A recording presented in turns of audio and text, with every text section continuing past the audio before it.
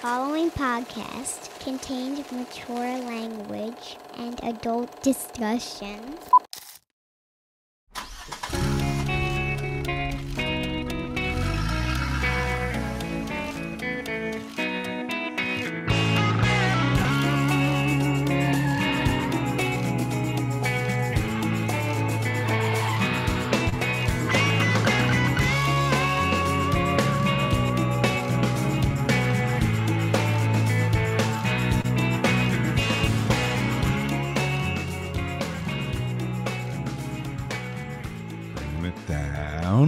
Bringing it down. There we go. Right? We're good? Oh, this is the Kevin Nash podcast. This is Kliq This. If you're looking for something else, you didn't find it. You landed on Kev. I'm Sean. He's Kev. You know, I was thinking this week, it's a good, you're kind of a placid guy, generally, right? Unless you get a little, when you do the Patti LaBelle thing, you get a little ornery, but generally you're pretty even, low key, just thinking if I had to do a show with CONRAD, who I like very much, and we did good shows together, how would you be able to match that energy? I think he's got 2 shows. How could you match that energy every week as a co-host? Depends on being drug tested or not. Oh, I guess. It's like the fucking Spanky Does Coke episode of Our Gang every week. It's a lot. It would be a lot. I haven't been around him that much to where I've never made a car ride with him or anything, so I don't know.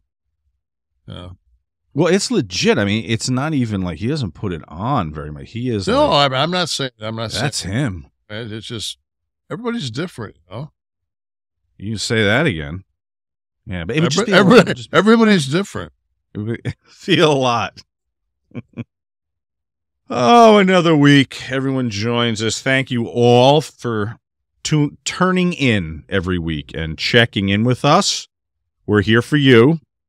Lord knows we'd be doing something else with our weeks. Who knows what.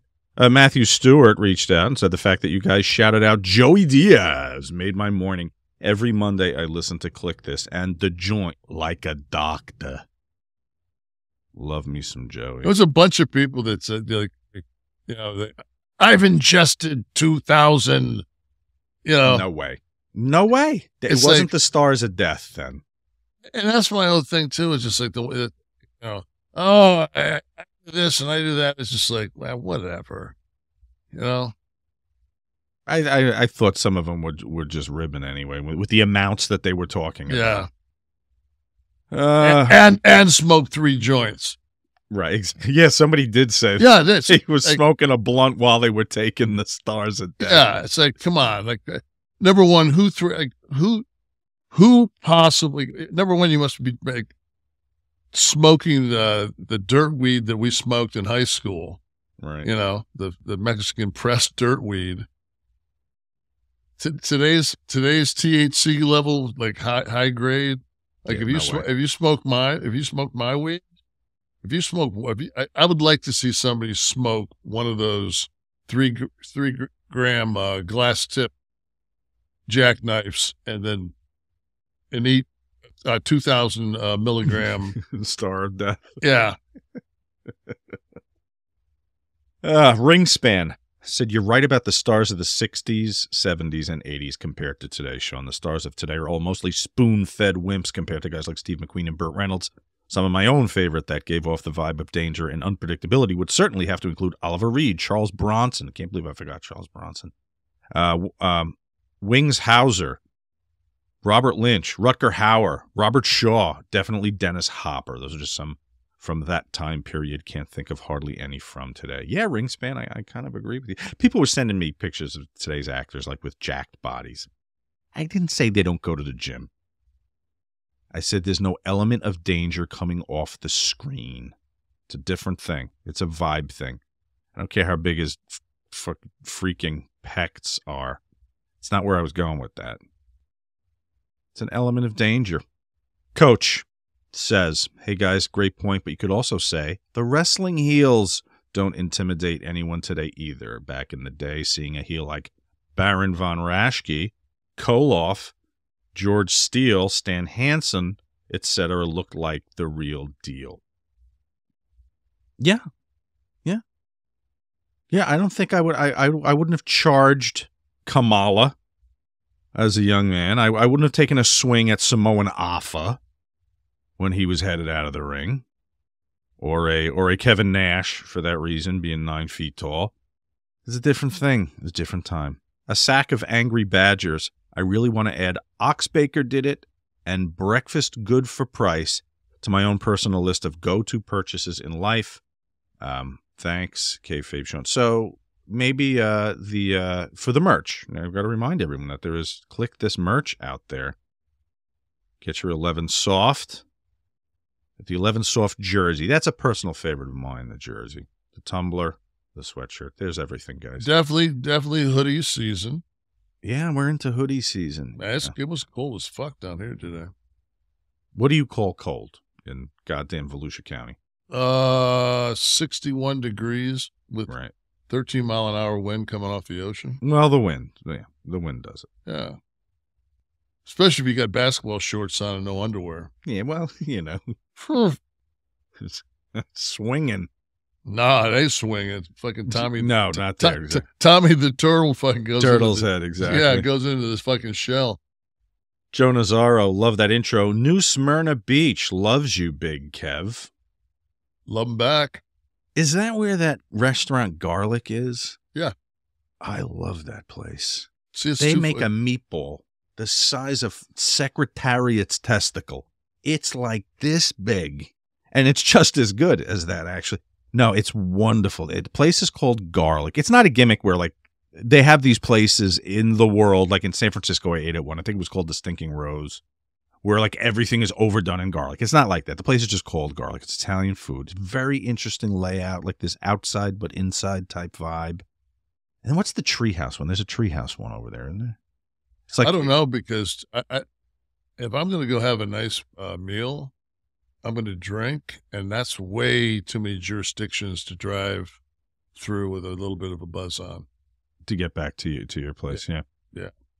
Frank, and I know everybody out there, you can take an Uber. Yeah, fuck you. I'm taking a damn Uber. Frank E91210. Sean, my parents didn't spend $1,200 on us in a year. That's more than they had in their bank account, for fuck's sake. I guess a reference to Bull and Bear, where we had steak. Listen, there was 4 adults, 4 kids. The $1,200 was not exorbitant for the food ordered. There was no wine, but still. Tommy Damon, favorite show from 2 of me favorite humans. Just humans, though. Captain Thrall, I love Nash and Sean, but you guys sound like you're struggling to come up with things to talk about. Quote, who's an actor you liked? Never asked that, by the way. Who looked tough? Didn't say who looked tough. I talked about an element of danger in the stars of the 70s. Who have you worked with? If I'm going to ask Kevin, I'm going to have a very specific list of people that I want to know who he worked with. I love the Monday morning quarterback stuff. It gets a little tired. We have to have room for this. I'm not just going to read the good stuff. No, to me, though, it's one of those things that if it's that annoying, fucking just turn it the fuck off. And there's plenty of shows. If you want to hear about the armbar, there's plenty of shows, some on this damn network, that you go. The Bale, maybe 2 hours on the Bale. Plenty of shows to get that. That's not here. That's all. That's it. I didn't do it when I got paid to do it. Why the fuck would I do it when I talk about the shit now? The pitch here is whatever's on Kevin's damn mind. Okay? That's what we talk about. Yeah. Sometimes we prompt him, poke him, prod him a little to find out what's on his mind. But it ain't. It's not the reverse chinlock usually. And you know, I can find people to complain behind my back all day long. I mean, there's operative term, behind your back. Absolutely. There's so many people. I just wish somebody would come up to me and say, I listen to your show and you're a boring motherfucker. I was going to say, if let's say we have 2%, most of the people are wonderful and nice comments, very uplifting to read. Let's say 2% of the audience, it's probably the same guy under different accounts, has something negative to say like this.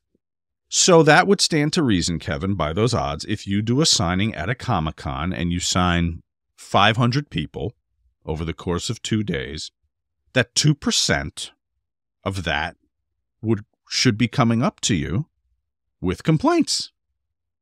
That would be 10 people. Do you get 10 people in a weekend come up and take issue with the content of your podcast? I've actually had people that have came and taken pictures with me, and I always spend time with people. I always make sure I look them in the eye, because to me, if they're waiting in line to see me, they must be, they must have some degree of, they must be fans of some kind. Mm-hmm.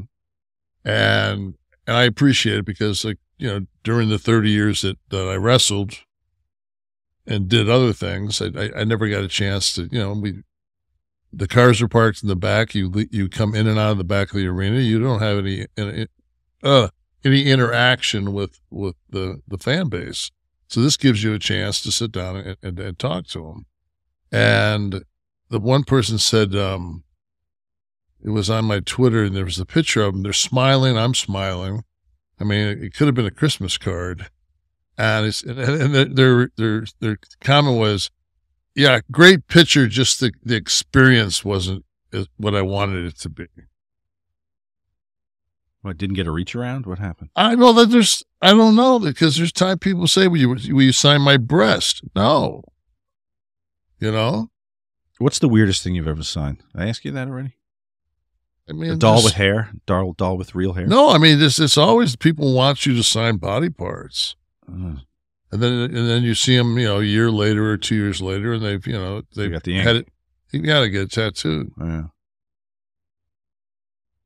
I was doing a movie called Cecil B. Demented, directed by John Waters, and in downtime, people were asking what's the weirdest shit you've had to sign? And he's like, please. He goes, tits, dick, signed it all. He goes, the weirdest one. He goes, I was at a bar. Guy threw a colostomy bag up on the bar. He's like, so I signed it. Never had to sign a colostomy bag, Kev? No. Maybe for merch. I have to talk to Ryan. Maybe we can get the Kliq This colostomy bag. Shit this. Jeremy. There's no wood around. I mean, hold on a second. Some wood over here.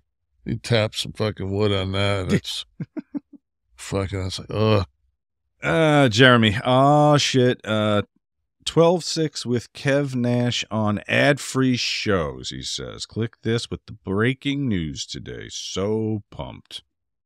And Kevin saying, "I will see you there." Yeah. For anyone who doesn't know, we'll have some premium content. Anyone who's disappointed about that should know we're not leaving. You're going to have a free show on YouTube and on your favorite podcast outlet, Spotify, Apple, whatever you listen to. But if you want some premium content, it's going to be there for you. You can get the sirloin, you can get the filet mignon. You could eat outside, you could eat inside. At Chez Nash here. The way it works is all $29 level members and higher on ad-free shows are going to be invited to join the live watch-along. Okay, this is on December 6th at 9 p.m. Top Guy members, that's the top of the line. They get to come up and chat live with Kev. We're going to be watching the Nash Goldberg, the historic Nash Goldberg. You know what I forgot to tell you, Kev? A few weeks ago, you were talking about the match with Backlund, right? The quick one at the Garden. I knew somebody. I might have been in college at the time. I knew somebody from college who was there.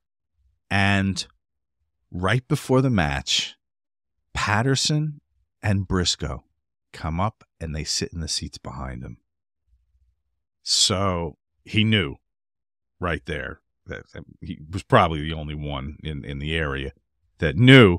But so is that a common thing where they want to watch it from the fans' perspective to see if dude, they came to me and told me I was going over in the garden. I just said, okay.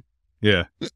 I mean, two years earlier, they came up to me in St. Petersburg, Florida, and handed me a box that I took a pair of scissors and opened up, and there was the Oz gimmick. So, Right. you know. We'll cover that soon. I have a lot of Oz questions. I realize I've never asked you. You know, Oz never did give nothing to the Tin Man that he didn't already have. Yeah. A lot of people don't know that. Mia Yim was in the news this week with the name change, right, to Mishin, which means crazy in Korean, I guess. It was a little nickname she had as a kid. But now, upon coming back, she's Mia Yim again. Now, she's great. Worked with her once. Lovely lady. But I have a question about the name stuff. I think Cena was on Letterman or Leno at the time, or whatever, and they were asking him about, they were enthralled by the fact that names get trademarked by WWE. So Cena's a dude that doesn't own the name, apparently. That's a WWE trademark now, John Cena. Does this come up in the negotiation? Do you have say in it? Obviously, you have say because you own Kevin Nash, but how does that work? Okay, number one, so is John Cena, that's John's name? It is his given name, but they've trademarked it. WWE has trademarked it. It should only be able to be registered. Oh, let me look it up here. It should be able to be registered, but not trademarked. And then you would have to sign a merchandising agreement. So yeah, I just brought it up here. It is a trademark of World Wrestling Entertainment filed in April 20th, 2004. So I don't see how they can trademark it.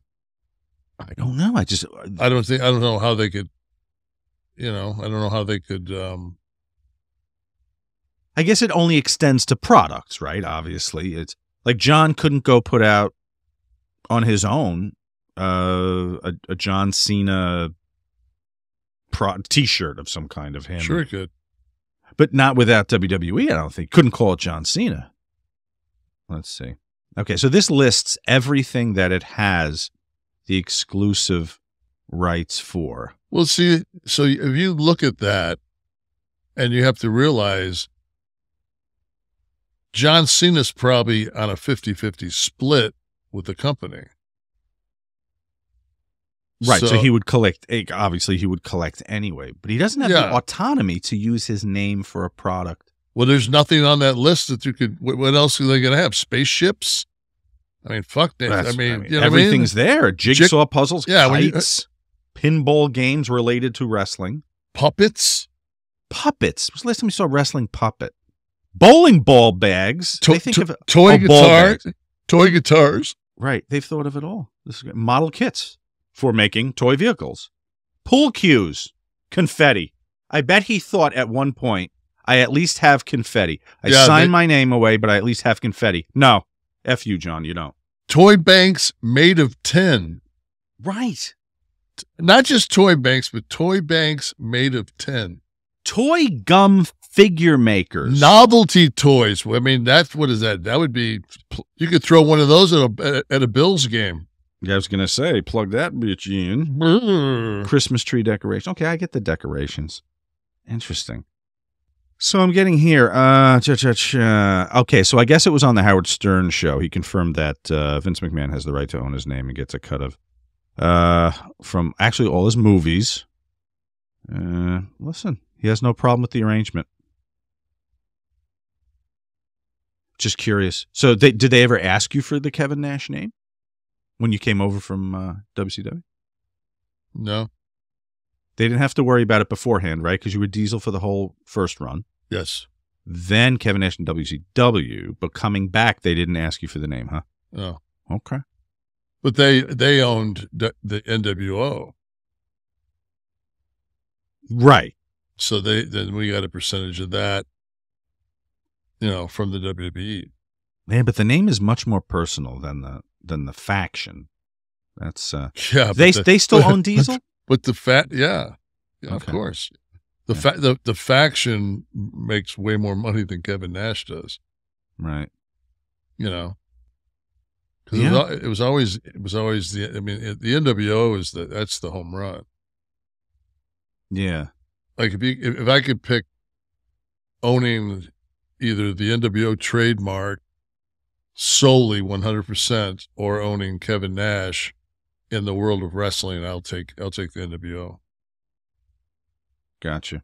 There it is. Diesel. Diesel as it relates to wrestling. Obviously, only. They don't have to pay the gas pump manufacturers. Now, Hogan, remember I feel like the Hogan trademark on all the merch when I was a kid always had, was it Marvel or DC, the Hulk? It was Marvel, and they paid, I want to think it was $100,000 to use the Hulk trademark. I'm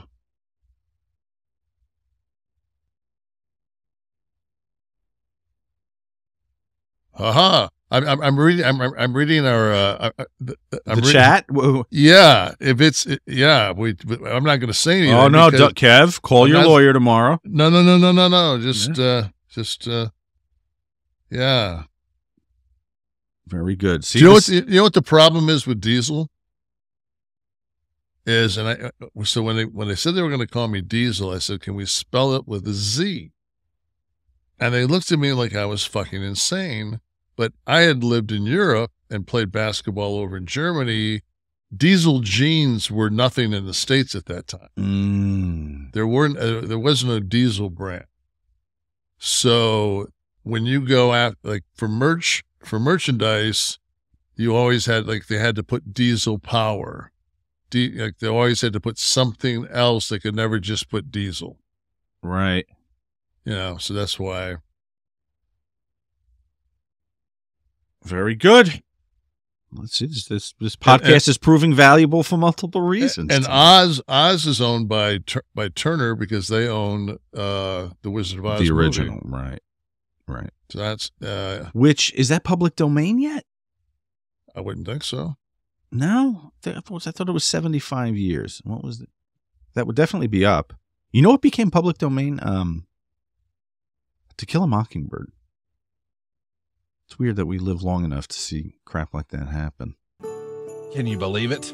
It's finally here. It's the most wonderful time of the year, unless you get stressed out about how to pay for it. SaveWithConRad.com can help you make this the best Christmas ever. You won't make a house payment for the next 2 months. That's right. Skip your next 2 house payments and use all that cash for your extra holiday expenses. And come next year, you're going to have a lower monthly payment. Don't put Christmas on a credit card. Pay your credit card debt off at SaveWithConRad.com. NMLS number 65084, Equal Housing Lender. SaveWithConRad.com. I watched the other night. I went through and I was just looking. I wanted to find a long movie because lately I just don't fucking sleep.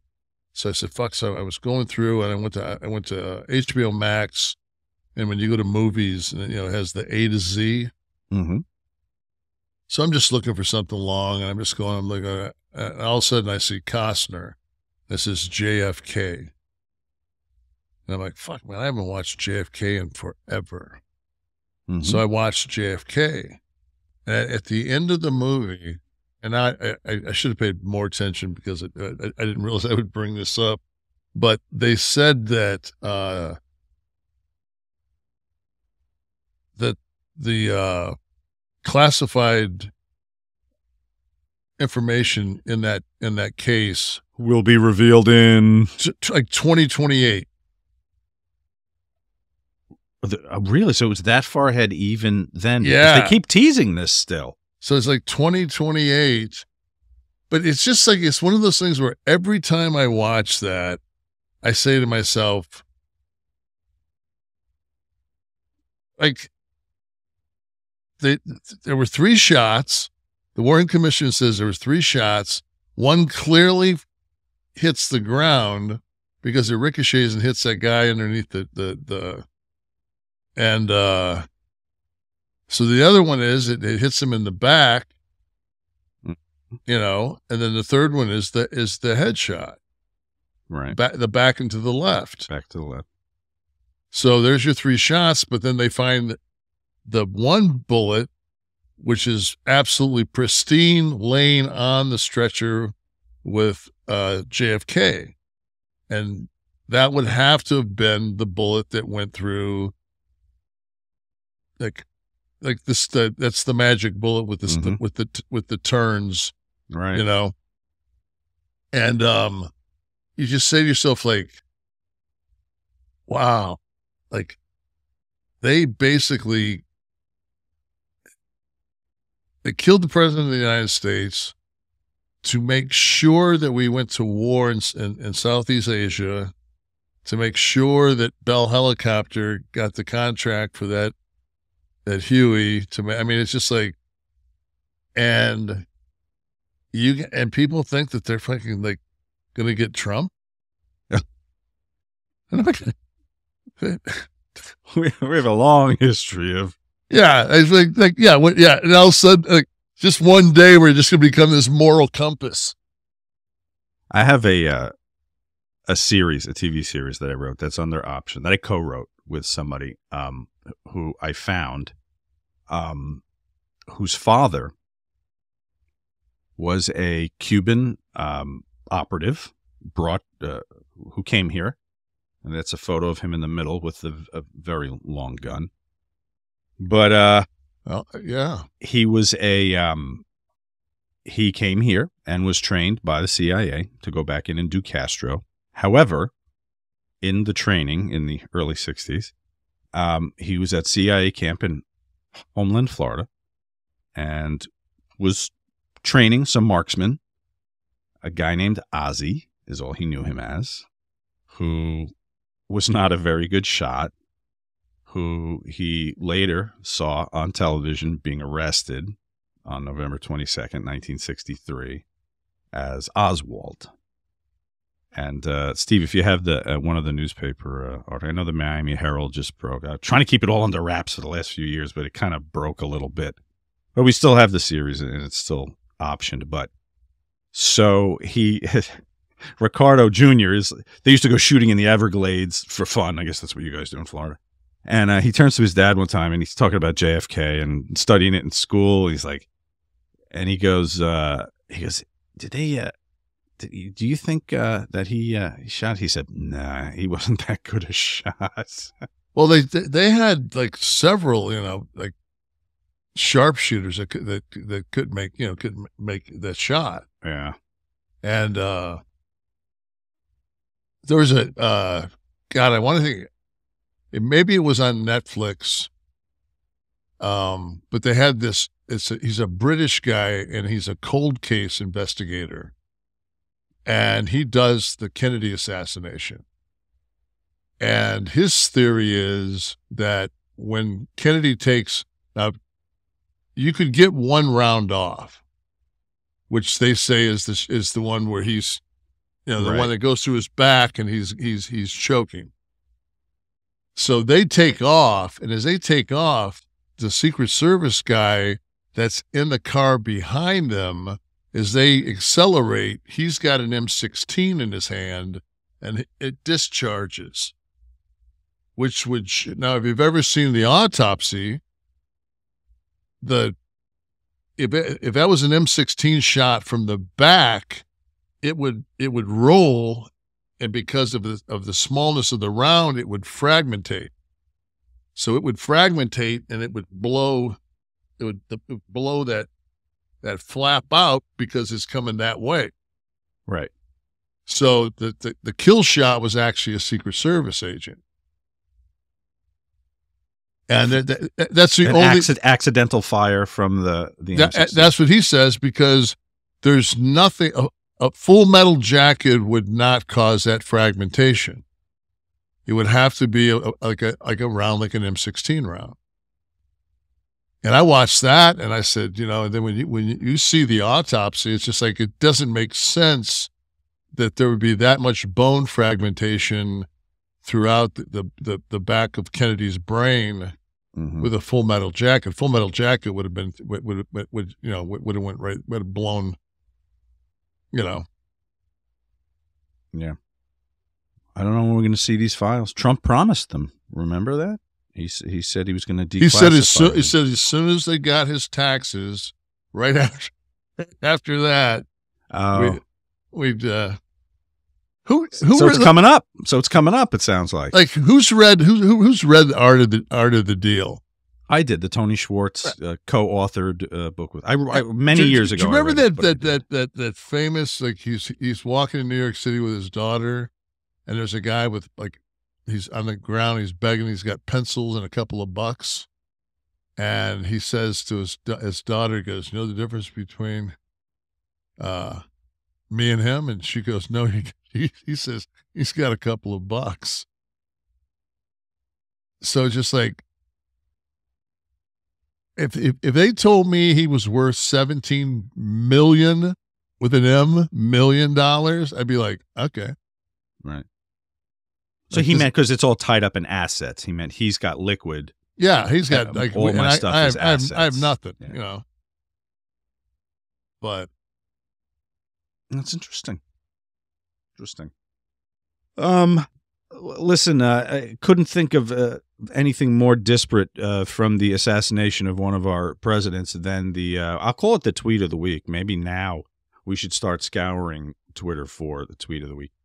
Anyone who might have been at the Vikings-Cowboys game in Minnesota last week. Minnesota. Might have seen, we haven't had any Jesse in a while. We might. Maybe we do this whole news story as Jesse. Why don't you tell me if it's worth it there, Oliver? I will. The too sweet tweet of the week would be, a soldier, a picture of a soldier, a tweet of a soldier was brought up onto the board with the kind of a touching sentiment behind it. It says, "This is my cousin Joel, who served in the Army. He's always been an inspiration and someone I look up to for his heroism. He's also a huge Vikes fan."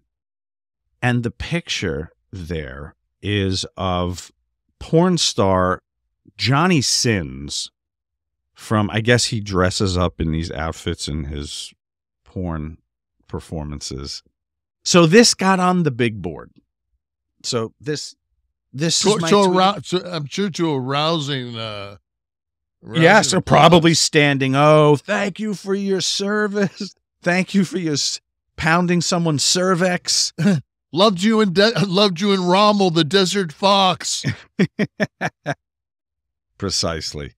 So Twitter continues to be a sandbox that I enjoy playing in. While we're on Musk, the progression, the desperate progression of emails from last Friday was covered in the Times.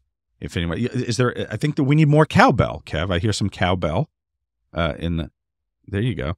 That's my Mississippi Queen. It's my code G code.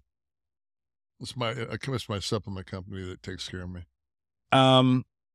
Because you do the Athletic Greens in the morning and then G code later in the evening for the show. So Musk's email early on the Friday was, anyone who is in coding and knows our stack, which I guess is an industry term for the software that's used to run Twitter, says, come up to the 11th floor, 12th floor, wherever they were. Come up to the 12th floor immediately. So some hours go by. The next email goes out to the staff. Anyone that does coding or knows the stack, we'll fly you out to the headquarters tonight. Please just hit us. Please reply to this and let us know where we can send the plane tickets. Not a lot of takers in the building, I'm guessing. I knew they were fucked when I got a DM from Musk and he said, "Hey, Nash, you want to give this a shot?" Once you get your mic on, yeah, exactly. Check your email. There's going to be a plane ticket there. Once you can get online. What's it under? What's the email under? What?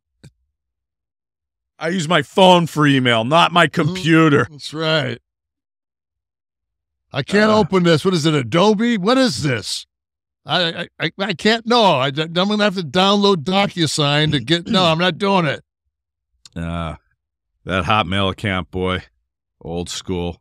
I got the AOL, baby. You're still on AOL. I know. Kidding me, man? Come on.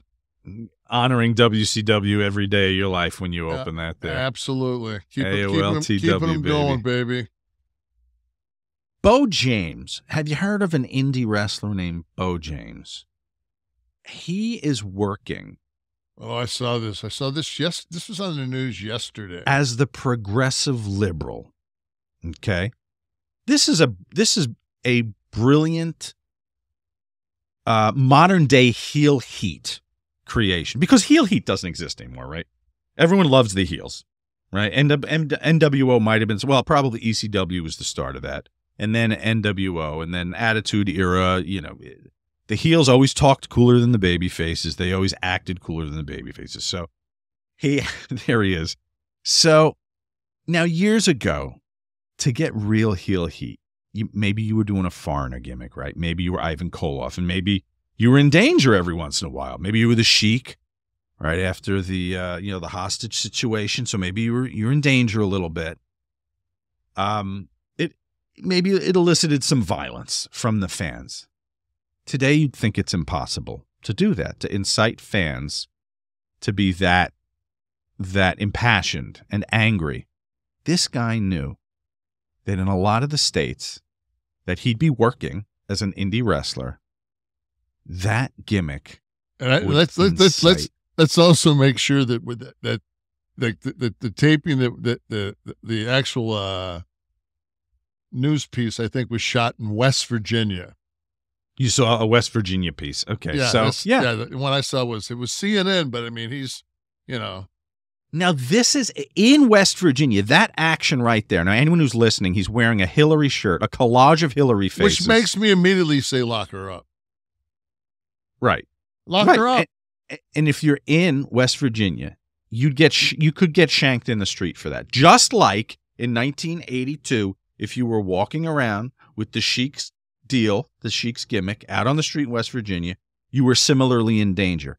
This guy found a way to bring that heel heat to the red states. He's had switchblades hold on him. He had a woman, while he was standing on the apron, lighting his trunks on fire with a cigarette lighter.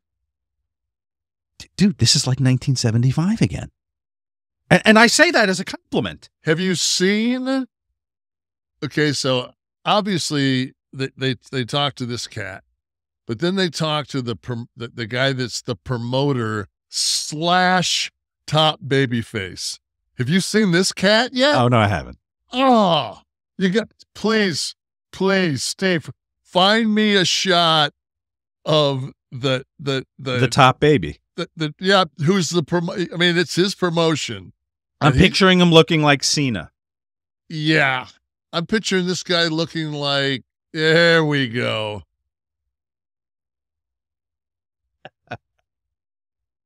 And he's working as, I mean, he's the baby. Was it 11 Soft? He was doing something with the hands there. Now that was the promoter on the left side there? Yeah. Okay. I mean, and that picture looks like it's been doctored. Because it looks 11 Soft right there. You can get signed copies of something from him, by the way. Is that Bo James? So this is Bo James? I thought Bo James was the worker. Pro wrestler Bo James. Yeah, that's the fucking promoter right there. Okay, there he is. There he is. Tell me that son of a bitch. Come on. And I tell the people right there, I said, should I hit him? And they tell me hit him. He's got the strap, huh? Oh, he's the man.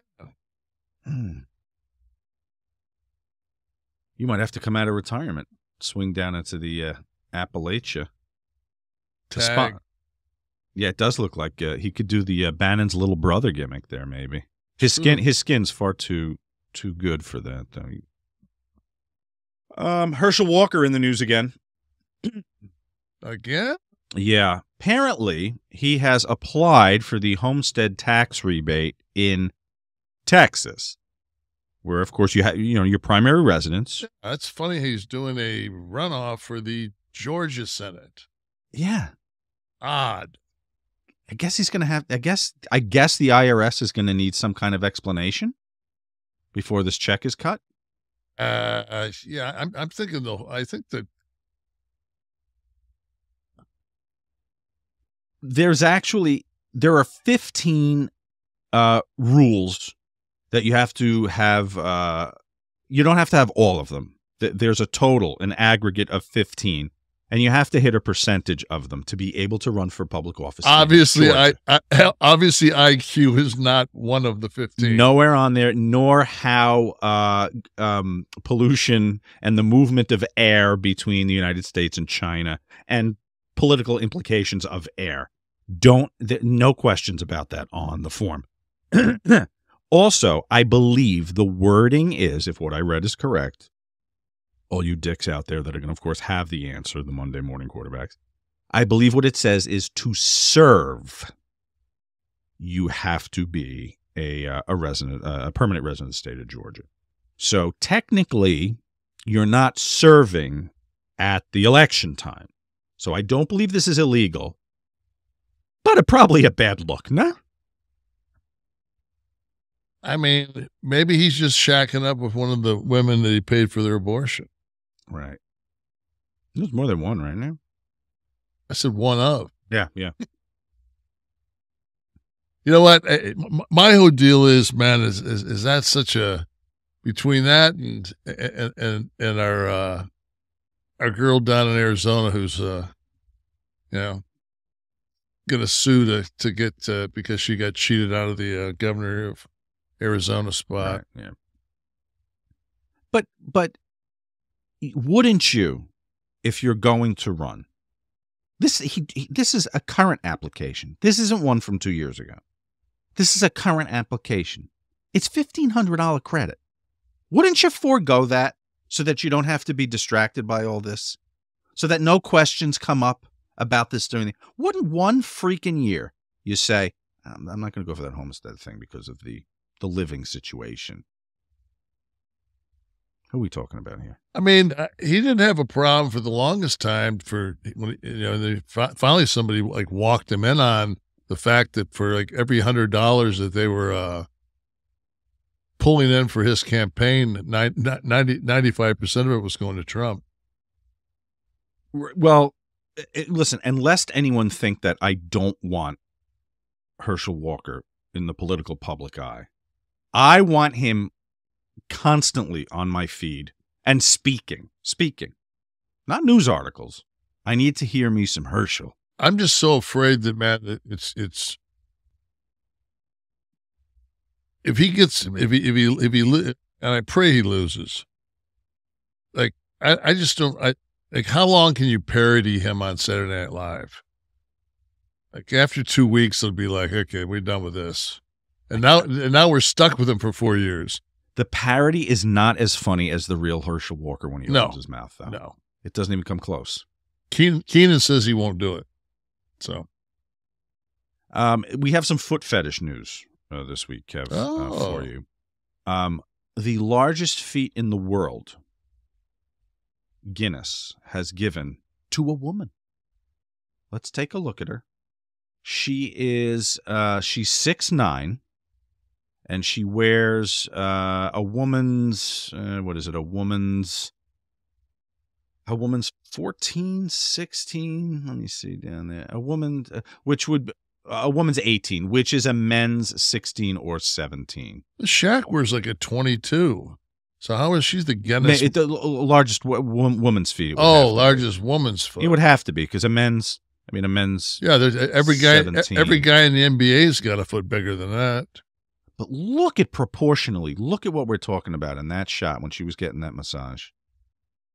And now, so go back to the Steve. Okay, so how are we doing with the foot? It's just the size, terrifying enough that now she's getting it washed. Anyone who's not watching this, we're watching her get a pedicure. They're using farm tools for this. And the basin is the size of a goddamn commode. I'm gonna have to go like Southern gentleman on this one and just say, "Oh, bless her heart." She's not. I mean, she's not. Because if you're not watching right now, I'm guaranteeing you that for somebody 6 foot, A 6'9" woman with size 17 shoes, like you would think would be much more Yeti-ish. Right. She's a little softer than maybe. She's got a little bit of a. I mean, it's not. I don't think she's going to win the Miss Olympia, but I mean, this is. Who the fuck tries to shoot? Hey, you've got the world's largest foot. Let me try this Tide shoe on you. Yeah. Now, do you think could you handle that action, Kev? What kind of cash we talk? Yeah. Maybe one of the films with Johnny Sins from the Minnesota scoreboard fame. Yeah, have him come in for the finish. Yeah. No, you know what you'd need. You know what you'd need. You'd need a little Blue Chew, Kev, and that would get you to the finish line, as it has done for so many men. It would definitely put it on. It would definitely put it on the chopping block. If Blue Chew can give you a raging wooder on that Sasquatch. You put it to the test. It would pass. Blue Chew, baby. We love it. The stiff one of the week is brought to you by Blue Chew.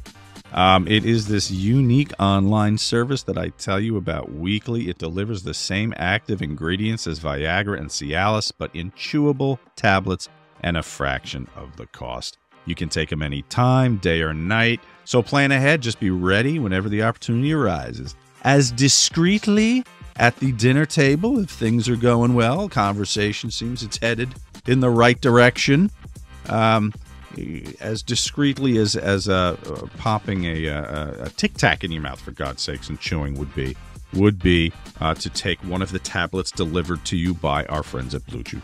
Process is simple. Sign up at BlueChew.com, consult with one of their licensed medical providers, and once you're approved, you're going to receive your prescription within days. Best part, all online, baby. Choose one of those plans we're looking at right there. Get started. But when you do it, you're going to do it with a code that Kevin. How could you not go for the 34 for $90? You can't beat that, man. Look at that. You can beat it. It'll just be hard as a rock. Yeah, baby. Let's see here. Here's what we want you to do. Okay, you're going to go to BlueChew.com, and I want you to enter the code NASH, N-A-S-H, to receive your first month free. Okay, visit, and you know what? Just pay $5 shipping. Going to be delivered right to your door. It's all done online. Okay, the consultation, the medical consultation, online. The script filled and shipped online in discreet packaging. Okay, nothing sexier than a man with confidence. You know, let's say you've got a 6'9" somebody waiting for you in the boudoir, and listen, confidence will help you there, to say the least. You don't have to have an issue, just to give you a little surety and strength in your performance. Okay, so go to BlueChew.com, promo code NASH to receive your first month free. Visit BlueChew.com for more details and important safety information. And we thank Blue Chew for sponsoring the stiff one of the week. I kind of liked visiting the world of entertainment last week with David O. Russell and Lily Tomlin. Very interesting. So somebody who's notoriously as difficult is Christian Bale.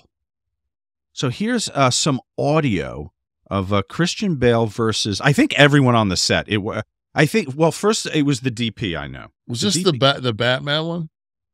What was the production? Somebody get me on this here, on what the actual production was here. It was that's right. It was a Terminator remake. That's right. Okay. Somebody crossed his eye line during a rehearsal, by the way, and that was enough for to set Christian off. Here's Christian Bale. Kick your fucking ass! I want you off the fucking set, you prick! No, don't just be sorry. Think for one fucking second. The fuck are you doing?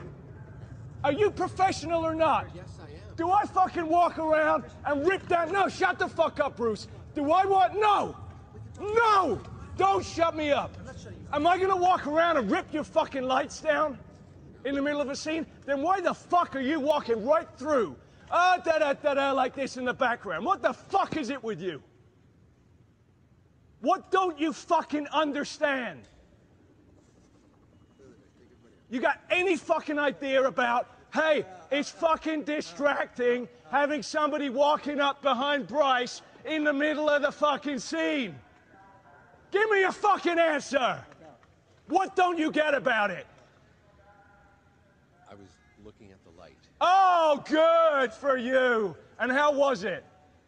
I hope it was fucking good because it's useless now, isn't it?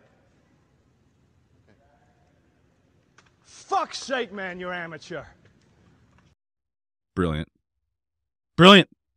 See, there's a backstory on that. Okay. Christian goes to his, after lunch, he goes to his trailer, and lo and behold is the woman with the world's biggest feet. Christian, unbeknownst to him, has no blue chew. Well, to say he got a bad book report from Sasquatch is an understatement. So he comes back on set, and he takes it out. This is post attempt. He takes it out on Bruce. Right. You know, so I can see that. Yeah. Yeah. Ever work with Christian Bale? I guess not. To satisfy the fans' question earlier, I'm just you work with Christian Bale? Huh? No, not so much. We're in Bikini Bottom right now, down there at the where SpongeBob and them at the bottom, you know, where all those. Florida man or Jersey guy, Kevin? I'm going to give you two headlines, real headlines. I want you to tell me who the Jersey guy is and who the Florida man is. Okay, you've been stellar at this game. Okay, I put your record up there percentage-wise, very close to your WCW run. All right, first headline. Man, the first one. The first one. Well, Oz. A man leaves his business class seat to grope a sleeping woman. You fly a lot. Maybe you've seen the same thing. And the second headline, man arrested for trying to buy child at Walmart. Man leaves his business class seat to grope a sleeping woman, or man arrested for trying to buy child at Walmart. Well, he can't leave his first class seat on a Spirit airline out of Sanford, Florida. So I'm going to say that the first class gentleman is from Jersey, and of course everybody's trying to purchase a child in Florida. Oh, those are my guesses. Oh, so the record continues. Kevin, spot on. All right, let's head to Newark Airport, everybody. Oh boy. What's this gentleman's name here? Ganesh Parkar was arrested after touching down at Newark Airport for sexually assaulting a woman during a 14-hour flight. Prosecutors say the 40-year-old intentionally moved from his more expensive seat to sit behind the woman in an otherwise empty row in economy. And let's head to Walmart in let's see what part of your fair state this is. Oh, there you go. The mugshot's all you need there. Oh, Volusia County. Nice. Volusia County Walmart. There's our friend Helmuth Kolb, 85 years old. Arrested. Not Nazi war criminal. And that's, I think he was on the Lusitania when it got shot in 1915. Fucking hell. Now, but you know what was fascinating? As I read more about this, he was actually arrested for a parole violation for trying to buy an 8-year-old at a Winn-Dixie prior to this. So he was shopping around like any good consumer. The action at Winn-Dixie was not good enough. So he violated his parole by doing the same thing at a Walmart. And the quote is, where is it? Here. Okay, so Kolb reportedly told the child's mother how pretty her child was, followed them to the parking lot where he offered her $100,000 for the child. Wow. Yeah. I thought it was weird that they had the case was actually tried in The Hague. That was strange. Where I just got it. Kev, if you are somebody who enjoys nicotine products, not everybody does, but if you are somebody who does, you're going to want to listen up for this ad for Lucy Breakers, okay? Millions of adults enjoying nicotine products, and but they're not all the same, okay? And if there's one product that's going to stand out above the rest, you're going to meet it here today, okay? It's Lucy. Lucy Breakers are the only nicotine pouch that gives you the blast of flavor from the first moment to the last. Each pouch contains a capsule that you break open and release a rush of flavor that does not fade away like those other pouches. They come in so many flavors: mint, berry, citrus, mango, even espresso for you coffee aficionados.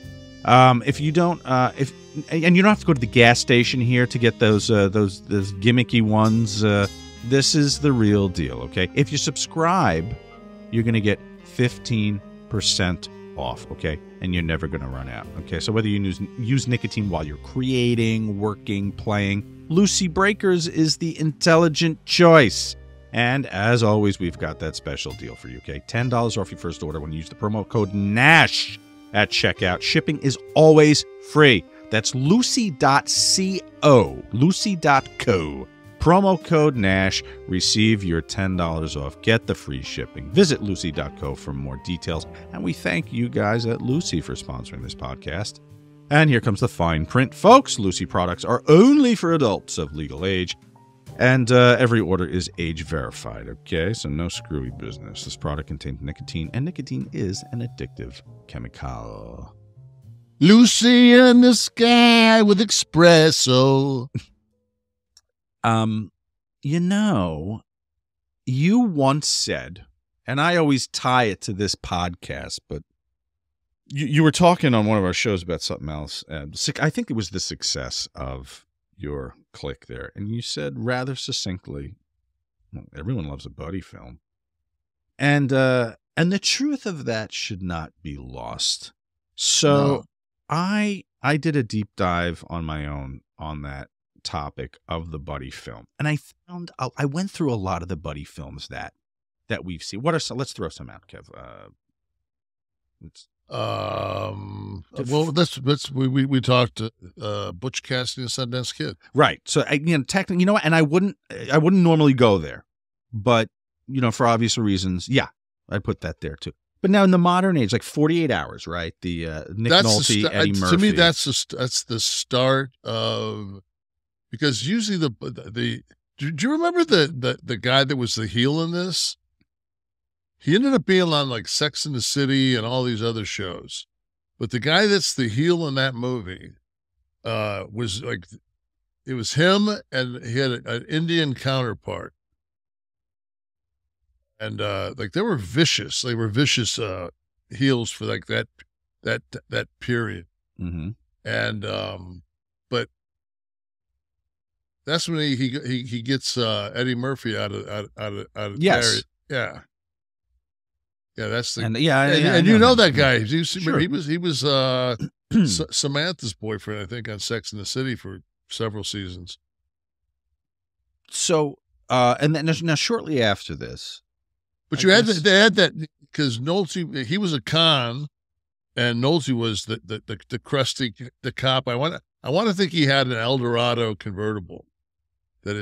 Remember he gets him in when he just reaches across and punches Eddie Murphy one time in the side of the head. Yes, absolutely. Yeah, everybody remembers that. But that was that kind of set up because there always had to be like they couldn't be. We were talking about one a couple weeks ago, and like I looked at a couple of lists of different buddy films, and nowhere was Bad Boys.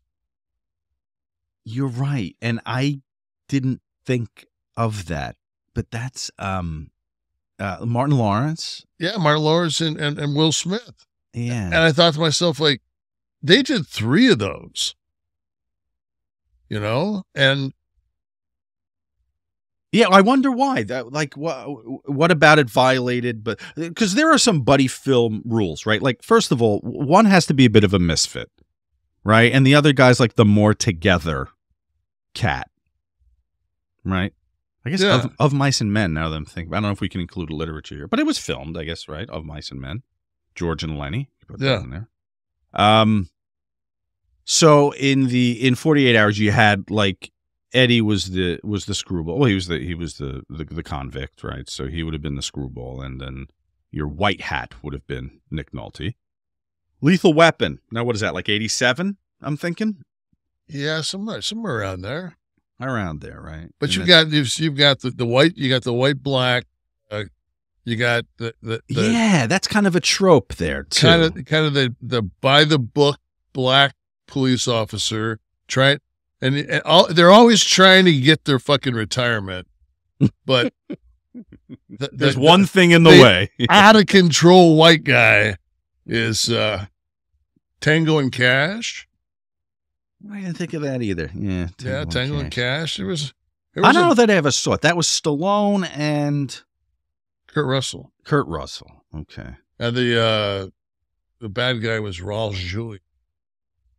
The great Raul Julia. Great Raul Julia. The dead, but great Raul Julia. Still looks good. So it seems that one buddy always needs a dysfunction. Yeah. Right, and then, of some kind. Like, there we go. Look at Stallone. Did anybody see the Tulsa show? Ask you, how's Tulsa? Is this worth a shot or what? The King of Tulsa? Did you see it? I watched it. And no dice? So the guy does 25 years to protect the mob boss, keeps his mouth shut, honor, the mob honor. And this is, of course, Stallone's character. He comes back and they bring him in. They got nothing for him in the New York area. So they give him Tulsa, and he decides that he's going to take over the state-run legalized recreational and medical marijuana field. And he's taking a percentage out of, because he's taking a percentage, a cut to give these guys protection. Yeah, okay, so it's all right. I can read the expression. I'm a busy guy. I can't waste my time with this stuff. And I'm just thinking, like, to myself, like, I like Stallone. Must be paying him a shitload of money because I didn't get it. Yeah. He's probably behind it creatively in some way, right? In order to get out there and do this, he has to have a piece of the... The thing is they're trying to tie it off that Yellowstone show. Like, it runs on the same network. Mm-hmm. I got to say, Yellowstone's this is probably the last year for Yellowstone. How old's Stallone? I was just going to ask that. He's 76? I'd put him mid-70s, right? Has to be. Still looks good. In that shot, anyway. Yeah, no, 76, good call. So, all right, to get back to our, if we're going to allow women, right? Of course, we're saying buddy, but women could be buds. Thelma Louise. I guess that's got to be there. Here's one that I thought about that was interesting. Was the original Odd Couple was Mathau and Jack Lemmon. Yeah. And they end up coming back, I don't know how many years later, with the Grumpy Old Men. Right. And another buddy film. And again, the buddy film, but there's dysfunction. Yes. Great dysfunction. And they just there we go. Like those two guys are getting Ann Margaret. Come on. Yeah, Ann Margaret. She could have made that list that we were talking about a few weeks ago, right? Oh, well, she's anybody that bangs Elvis is on the list. Now in wrestling, can we look at tag teams for a second? Because I'm thinking about this. I'm like, okay, so pairing up people to work together in storylines, we have this whole dysfunction thing. The thing about wrestling that, and I brought this up a few weeks ago when we were talking about Hawk getting that main event at the Bunkhouse Stampede. May we bring up the Bunkhouse Stampede every week for the duration of the show. He gets the shot at Rick. But I knew as a kid that the Road Warriors couldn't break up. So it was never going to be, the title was never going to change hands. I guess I was a teenager. But even before that, when they would do that shit where like Tony Garea and Rick Martel, right? Tony Garea gets a shot at, the Iron Sheik that week when he was holding the title. And it wasn't going to happen because they couldn't break, they're a team. Right. And they need the strength as a team. But you see now, like Road Warriors, Garea and Martel I mentioned earlier, Rock and Roll Express, Ricky and Robert, they were always of the exact same mold, okay, with a slight difference, hair color, one bigger than the other. Rockers, right, with Sean and Marty, very similar in moveset, physicality, look, less the hair color, but they were a unit. They were a packaged unit. But I always loved when wrestling would take that buddy film mentality and put two ill-fitting misfits together that you'd never listen, if you walked into a locker room and there's Greg Valentine and there's Brutus Beefcake, would you ever say, we have to form a team with you two? Or Adrian Adonis and Jesse when they were the East-West connection. Ill-fitting, okay, there you go. Sean and Kane. Ill-fitting, and I always loved that because I thought it was so much harder to get in the fans' mind to get over a tag team like that. But when it happened, when you got them over, it was such an achievement. I thought anyway. Having spent no time in the wrestling business, I was always impressed by that. Even Sheik and Volkoff, they were just from countries that the U.S. hated, but I guess they bonded in that. But you look at them, very different. The boots and the move sets were different. You had the power guy and then the wrestler. I always appreciated that greatly. Zoom in on the abs, cameraman. Cameraman, zoom. Before I smack bitch who will not do the arch. Do the arch. Nikolai, do the arch. So I always dug that. We'll call that the buddy film formula in wrestling. We were in Poughkeepsie one night, mm-hmm. and he used to, Lou Albano would always say, get your money, get your tickets. And Lou would give out, you used to get a stack of airline tickets. And Arnie would be sitting there, and Arnie would give you, if you wanted to draw, he'd give you your $200 draw for the night. So, get your money, get your tickets. So everybody would get their tickets. And we were in Poughkeepsie, and Nikolai gets his tickets. And he goes over, and there's like a wardrobe rack that people are hanging their coats and shit on. And he puts his tickets in his, I'm watching this go down. The minute he turns his back and takes 5 steps, Owen gets up and takes the tickets and puts them in Virgil's check. And then Owen walks over to Nikolai and goes, "Hey man, I don't want to cause any shit, but I think Virgil just took your tickets." And I sat there and I watched this, and Nikolai Nikolai was always just really mild mannered, but Nikolai was just like, would you like to explain this? And Virgil has no idea, and I'm like, I'm sitting there going, I'll chuckle at this, but if this gets I'm gonna be ready to make the save. You're gonna have to step in. Whoa! It's a rib. And then, but the thing was, it was almost like Virgil, was so quick at it. It was just like, are you sure you put them in your jacket? And Nikoli was like, and it just kind of diffused, and and then Owen, knowing that it wasn't a good rib anymore, cleared it up. But I mean, and I just have never in my life, like Owen would, like, that's what Owen would do. Like Owen would see a split second where he just have just an option just to. I never forget. They had this, all of a sudden it was like, if you were 2 seconds late, it was like a $300 fine at TVs or house shows. So we're running, God, man, like it's something on like a campus, and there's no parking anywhere.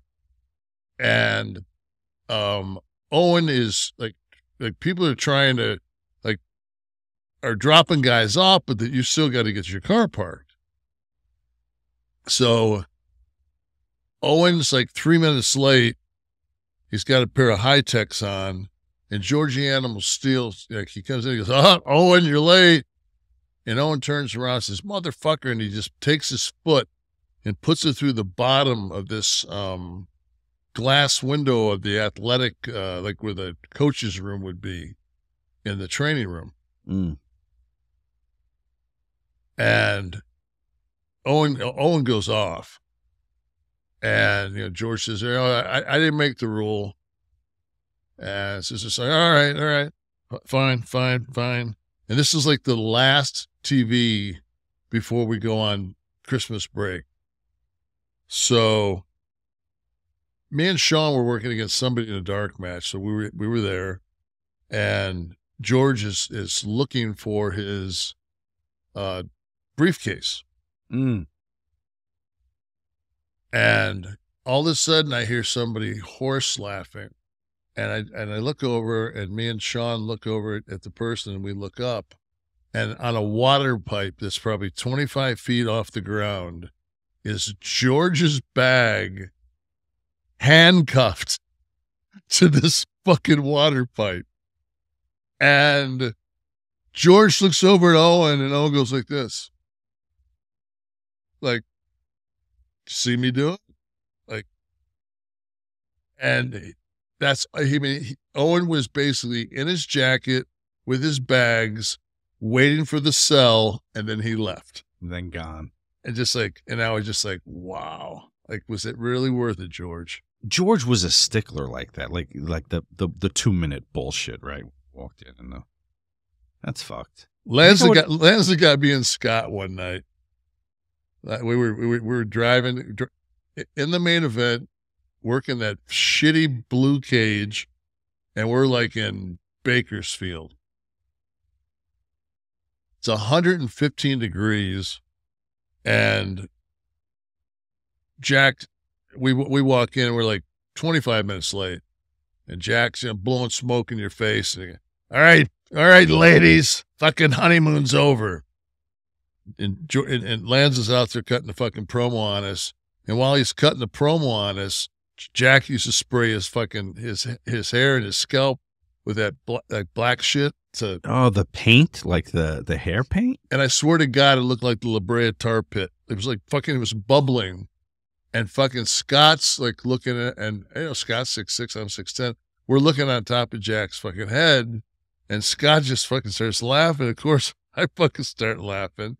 And he's like, "Oh, you think this is fucking funny?" So that night, we go out in the match, and we change everything, and I'm the heel, and Razor's the IC champ, and the entire heat is the Claw, which was, that was Lanza's shit, Yeah, the Blackjacks. Yeah. So fucking, I'm he'd be climbing up the fucking, the cage, and I'd reach over and I'd snatch, Scott by the temples, and slowly bring him down. And, we just worked the whole match around the Claw. So, he sits and watches, and we're leaving that night. We're getting showered up. Jack walks over, he goes, forget about that fine, guys. He goes, just if you can't be on time tomorrow. we got in the car, and it's because Scott called it. Scott goes, let's just put over the claw and see what we can get out of this. Because back then, man, like $300 was, man, that was, you might not make $300 in Bakersfield on top. You know? So Jack's perception was that you were paying homage. Yeah. To the claw. Like we were bowing. Like we not only were we sorry that we were late, but we were going to bow down. I think the claw's right up there with the chomp. I believe maybe the hard punch too. Hard punches. That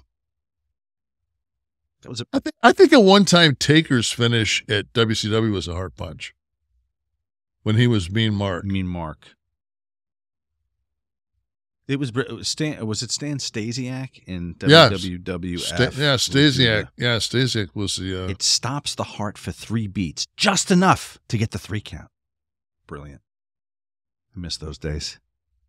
I just always the way that the setup where they'd hook that arm, like, you know, like there's always like it becomes a wrestling finish because of the way that. There it is. Yeah. There's Taker. There we go. Getting some video of Taker delivering the hard punch. Oh. Yeah. The Polish Hammer might be up there too, Putski's, because that involved the whip to the ropes and setting up with the double axe handle, winding up, swinging into the and no defense by the person running at. How could you? It was his finish. It's how could you? It was this finish. Yeah, it's like, why would you put your arms there? Your arms are gonna get shattered.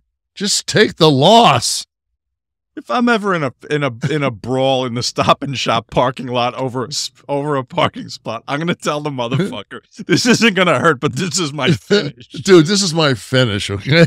So you have to sell it. Sell the fuck out of it. Oh my God. That's one thing Scott used to always do, man, is he'd get out there, he'd work a match with somebody, and he just, in the middle of it, he'd say, sell the fuck out of this. And he just, in the middle of the guy'd be getting heat on him, he'd just tell him, sell it. And you just instinctually, you know, or, you know, he'd tell you, flat back. Middle of the guy's heat, the guy flat back. Just for a bullshit move. Yeah, just Scott would just do it just to screw the guy up. Yeah. So anyway, back to the buddy film construction. Well, yeah, because we're talking way too much wrestling. Yeah, I know. For our show, Jesus Christ, can we get back to Men in Black maybe or something like that? A little Tommy Lee Jones and Will Smith. How many of those were there? 3? Nah, there was a few. Yeah, I can think of 3 offhand. Didn't they have like a spinoff where there was another one? It could have gone beyond, but I remember 3. Yeah, was that real? I'm looking at a picture here for those of you listening of Men in Black International. It's called. It's a lady, a young lady. And a dude. I said one of the Helmsworths. Yeah, I did not see that one. Blues Brothers. No, classic. How about that?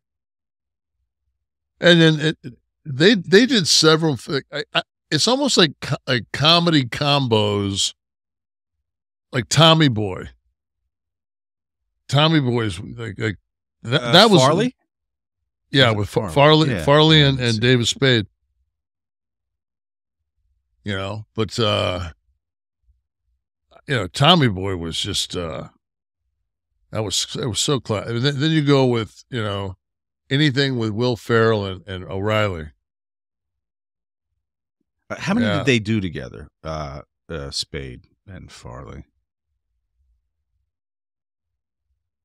Bo Derek was his mom, and it was just that. It was just Black Sheep and Tommy Boy. Okay. I feel like it was 100. Those were enough to make it feel like 100. I can watch Step Brothers like once a month. I mean, just the Catalina wine mixer alone, just some of that stuff is just. Any others we're missing? Any here? Maybe some buddy more films? contemporary. Yeah, there may be some more contemporary ones I'm not aware of. I was thinking about some crazy ones. Like, I forget, was his name Clyde, the orangutan? Any which way but loose. He was kind of a sidekick for Eastwood. That's the most twisted buddy film. Yeah, the Eastwood Oh. and Clyde the orangutan. Yeah. Right turn, Clyde. Yeah. And you punch. With what was that guy's name? Bill Smith. Bill Smith was the heel in that one where he fights him bare fist. Oh, the bare knuckle brawl. What's his name? Philo Beto? Philo Beto is exactly his Yeah. name. Why do I remember that? Because it was Clint Eastwood. And I think it was on like every other day on HBO when I was a kid. I think I watched. Then there was the sequel, Any Which Way You Can. Of course, they both starred the great Ruth Gordon, if I'm not mistaken, And Sandra Locke. Who was in every Clint Eastwood movie for like a couple of centuries there. Boy, there's a whole Turner and Hooch. So now there's a Turner and whole Hooch. category of buddy films with animals, which I guess Coco Beware and Frankie, if we're talking about ring buddy teams in the ring. Not a tag team necessarily, but of course you have Christian Bale and the woman with the largest feet. Christian Bale and Bruce, the DP. The DP for half the film, I'm going to guess, and then somebody stepped in the day after that. Rush Hour. Rush Hour with that was oh God, Chris Tucker, Jackie Chan, and Chris Tucker. Chris Tucker, right? Yeah. There was here's one that's a good film is Brandon Lee and Dolph Lundgren and that what is it, Big Trouble in Little China or some. No, Big Trouble in Little China was Kurt Russell. Wasn't it? Showdown in Little Tokyo, not Little China. Yeah. What were you off by? Is what you're going to say? But that was actually that was a good film. How could that be a good film? I didn't see it, but it's karate, right? It's like an ass-kicking karate flick, right? Yeah, but I mean, it was, they just refusing to believe that Dolph Lundgren was anything that would be considered a good film. I think Dolph was had a good run. Well, as the Russian, as I Must Break You, in Rocky IV. Drago, right? U.S. versus USSR. Yeah, man. So I think there's a correlation between the tag teams of wrestling and the buddy film formula. I'm gonna be looking for it. I'm gonna go through the week now, and they're all gonna pop in my head. All the ones I can't think of. I thought now. Sean and I were a different kind of a tag team. You're referring to Shawn Michaels. Yeah. Yes. Yeah, but that's like I said. It's the difference in personality, in moveset. At the beginning, I was like, I didn't even speak. I was like Lurch. Yeah, right. When the bodyguard thing. Yeah. Oh. Excellent. Yeah. Oh yeah. Then you know what? Someone mentioned Ivan Koloff, but didn't Koloff have that run with Don Kernoodle? I think they were tag champs. Oh, it was Slaughter and Kernoodle. It wouldn't be. Yeah, Slaughter and Kernoodle, which I guess is kind of an odd pairing. Who was it that Slaughter was when Slaughter went like to the Iraqis? Who was he with? Well, it was with Adnan. Yeah, and Sheiky Baby. They brought Sheiky Baby as Colonel Mustafa. Yes, because we all forgot that 6 months ago he was the Iron Sheik. There they are. Oh, Adnan El-Casey, who I hired for a roast. We had him come up and do a comic set for a roast. It has to be seen to be believed. So he gets up in the middle of all these comics and wrestlers ribbing, and he does the set. He goes and sits down, Sheik Adnan El-Casey. And Bill Apter gets back to the mic. He goes, "Ladies and gentlemen, the comic stylings of Adnan El-Casey." But it was good to have him there anyway. Oh, good Lord. Where did he break in? Like was he world class? He was Billy White Wolf, I believe, right? Was it his first gimmick? I'll get confirmation on this in a moment. I think he did the Billy White Wolf thing. Now, yeah, okay. So in the manager role, yes, world class. Yeah, world class in Dallas was a big staple for him. But he was one of those guys that was all over the place. But you know what though? When I think of Adnan LKC and the ring garb, I'm instantly reminded of bed sheets. And you know what? Miracle Brand. If you wrap that thing around your head on a hot day down there in Florida. Nice segue. Thank you. They're not all easy.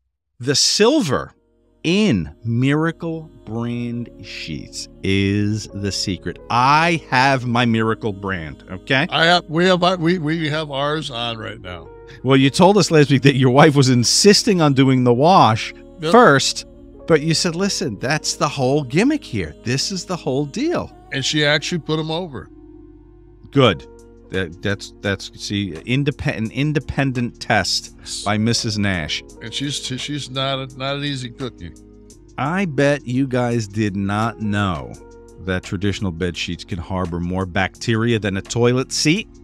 I'd rather sleep with the sheets than the toilet seat, but it can lead to acne, allergies, stuffy noses. It's just gross all around. Miracle Brand sheets, guys. They offer a whole line of self-cleaning, eco-friendly bedding, sheets, pillowcases, comforters. They prevent 99% of bacteria, and they require 3 less times into the washing machine. Laundering 3 times less than your current sheets, okay? They have self-cooling properties for better sleep. We've talked about this on air, and this is a great component to your cooling sleep system. It's using silver-infused fabrics, okay? Originally developed by NASA. Wrap yourself in this thing, you wake up on freaking Mars. Miracle Brand sheets are thermoregulating and designed to keep you at the perfect temperature all night, so you get the best sleep every night. Self-cleaning. The infused natural silver prevents 99.9% of bacteria from staying on the sheets, okay? Luxurious, comforting quality. They feel great. Let's be honest, they're sheets. This is the first hurdle that it's got to pass, right?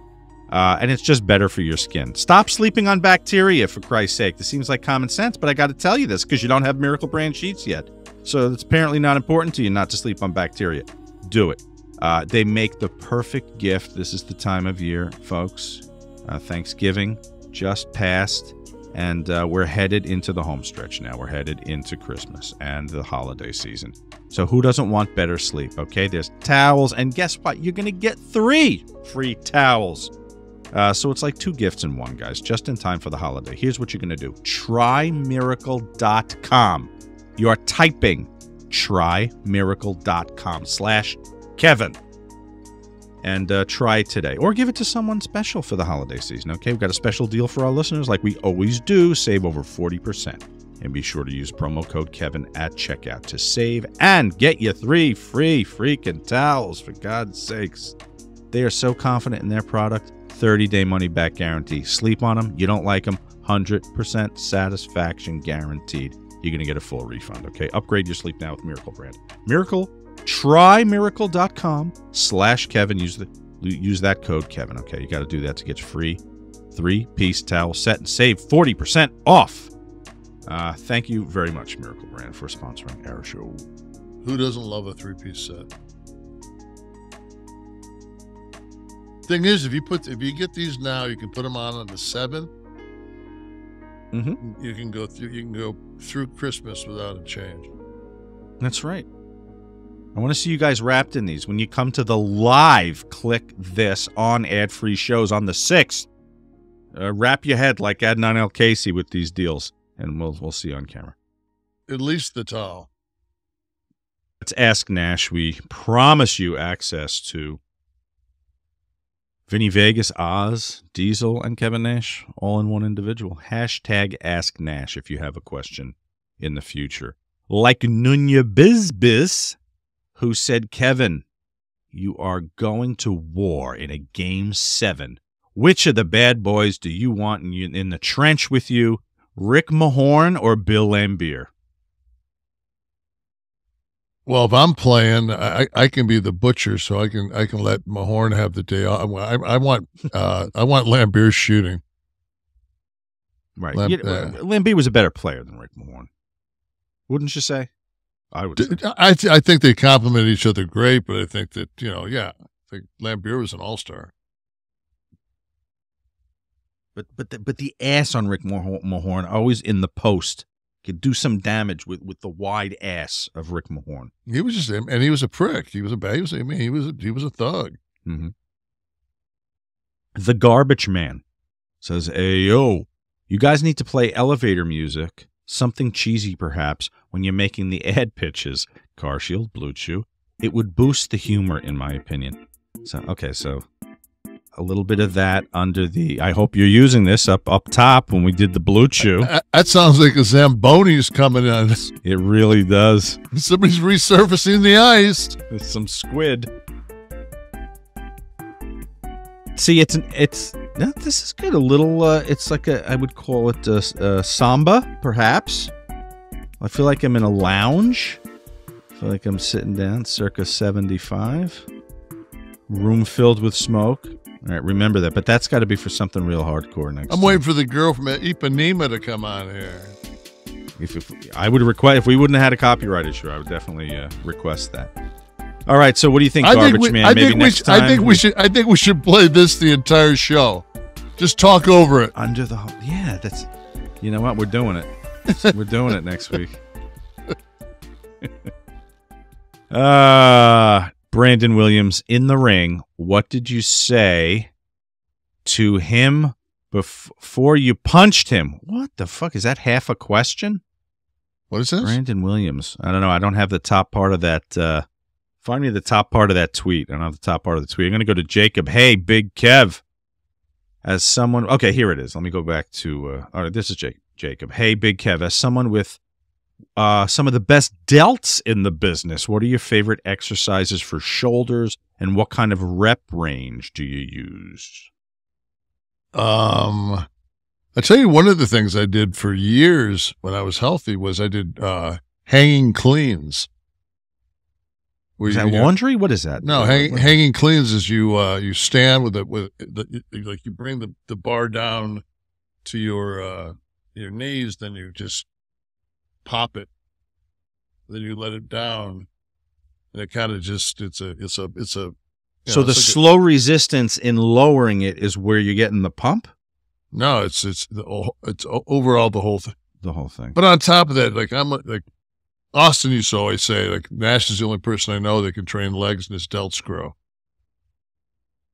That's a good. I'm 63 years old. I've got I'm still got a big ass set of shoulders. I mean, it ain't like I can press any weight anymore. Right. Plus, I think on top of that, though, when you take the Blue Chew, a lot of guys stay down. You got to go over the helmet. See, I said over the helmet. It's like a shrug. Used to love it. Sheik would be in line at the airport, and he would have his bags, and he would be, "Oh, this is do the shrugs, big man." And he I'm like, "That's great, Sheik, but you got one bag that weighs 40 pounds and one that weighs 70." So, didn't you tell me your first ride with him?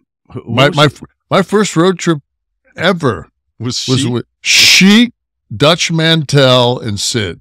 Jesus Christ, the circus is in town. And I'm at the wheel, and that's Sheik's sitting behind me. And he's like, Sheik's the last guy in. He goes, who's the giant jabroni at this? I'm not a jabroni, Sheik.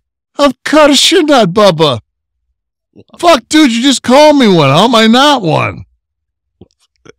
It's Sheiky logic, man. It's not tethered to anything on this planet to understand Sheiky. You gotta love Sheik. I'm looking for the goddamn question about somebody punching the. Okay, here it is. It says in 1996 at the Bash, that fan that jumped in the ring. What did you say to him before you punched him? No, I didn't punch him. I hit him with a flipper elbow. Okay. Did you say you exchange any words? Not much to say, I guess, right?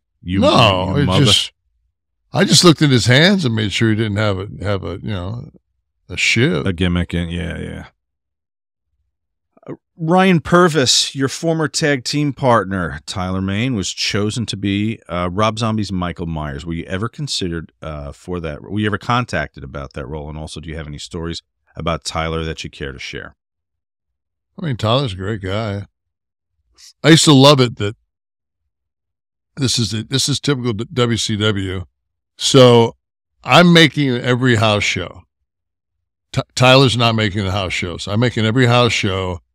But when we have a TV match, they beat me.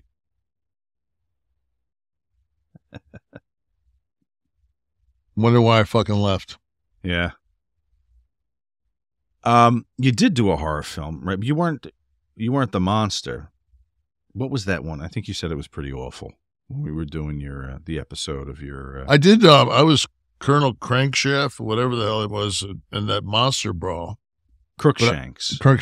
Yeah, I was that cat, but I got bit by a zombie. So when I fight Frankenstein at the end, who was Kurgan, was our Frankenstein. When we fight at the end, we do like the Rocky where we throw a punch and it stops right before the punch connects either way. I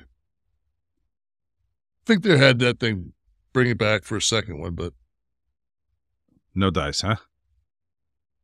Pretty sure. Instagram, a wrestling historian, says, hypothetically, if you ran for office, would you rather be congressman, senator, or governor? Thanks in advance.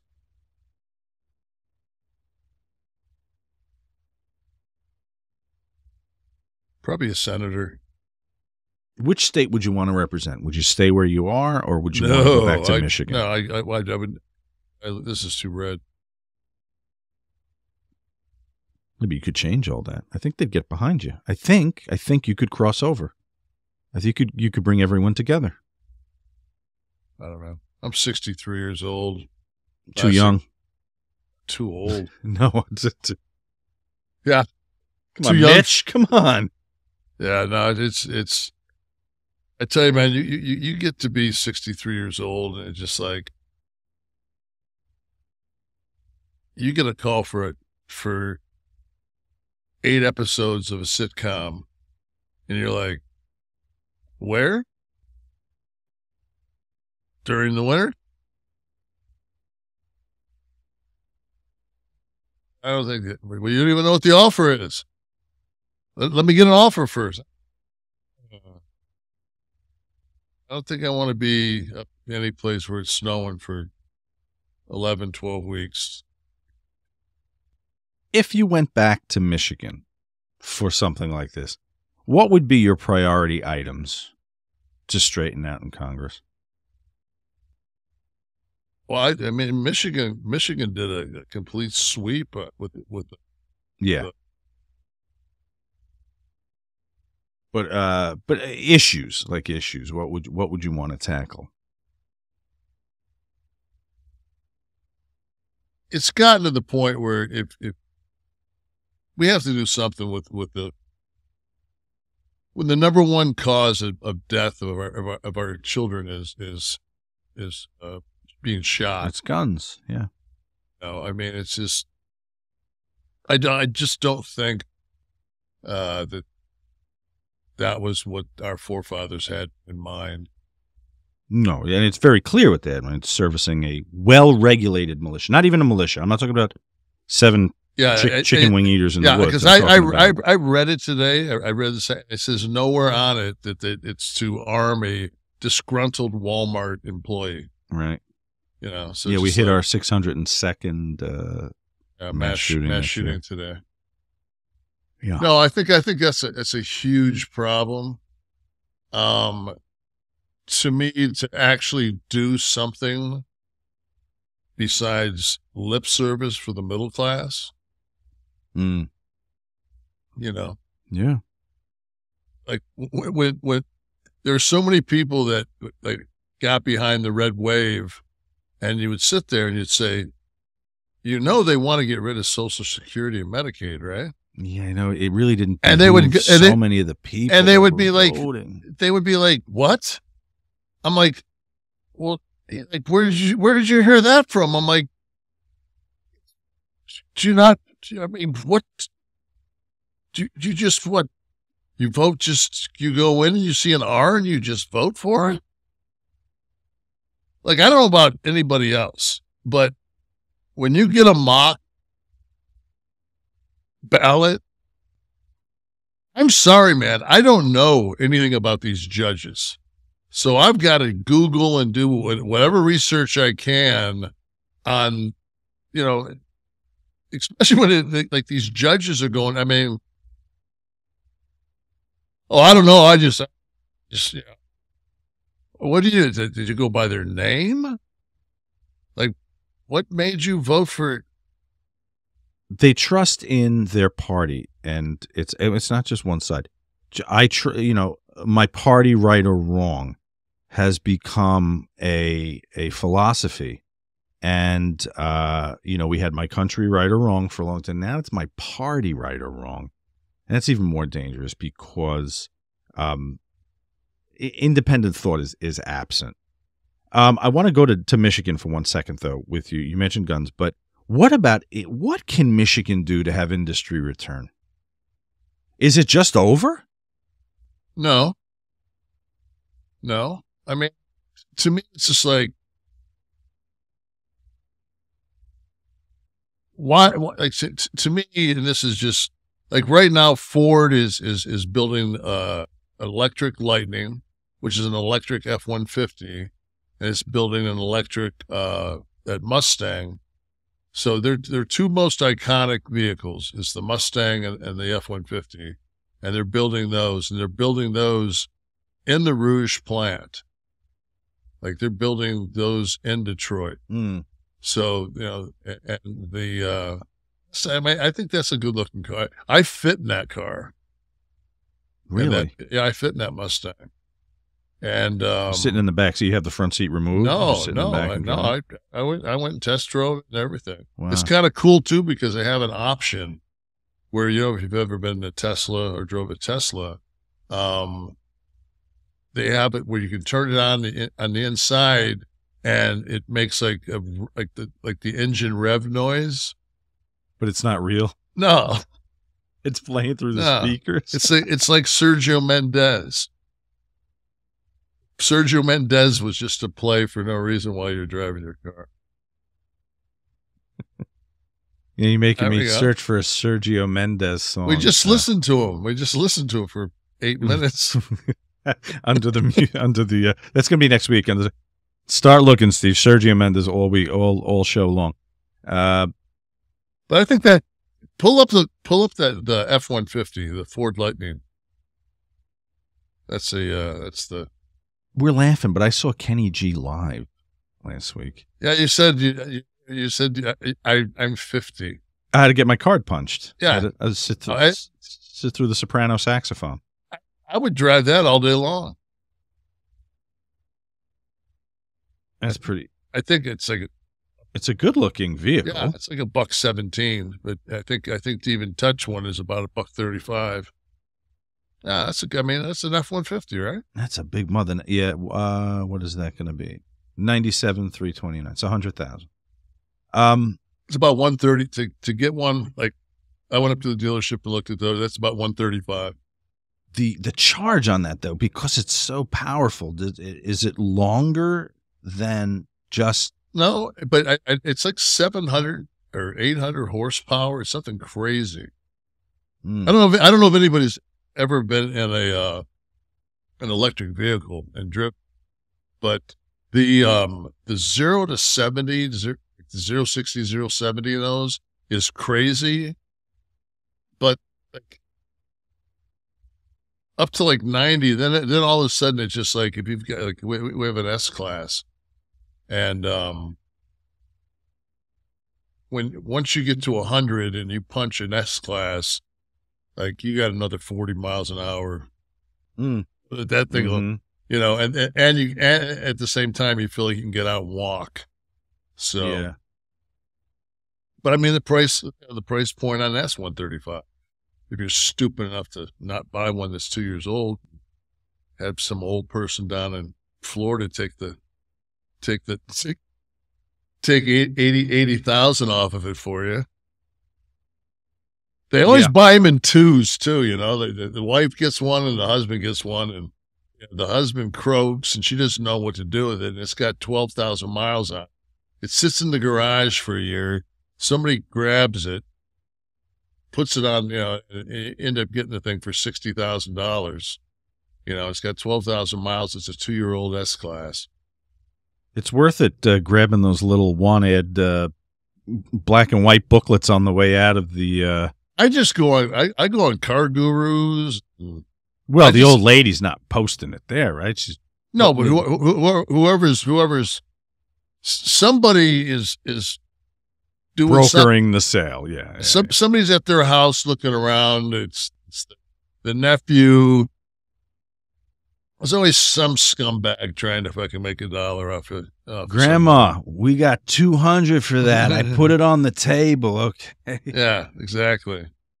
WCW NWO Collection tweeted, they said, is this a legit item? Now, this is a watch. Scroll down there. It's a rainbow watch. They're calling this, in the ad, the Kevin Nash Caravelle Rainbow Classic Hawaii Watch 1978, WCW, WWE. Why would your name be on this?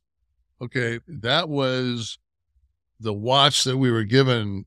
We played in the Rainbow Classic in the University of Tennessee, played in the Rainbow Classic, and that was the watch that we were given as being a participant. You're kidding. Yeah, wow. So that's what, I don't know if my name's on it, but it's not on the watch, but it's on the advertisement for the sale. And the thing was I want to think the guy's name was Ernie Cobb, and he was from Boston College, and he got involved in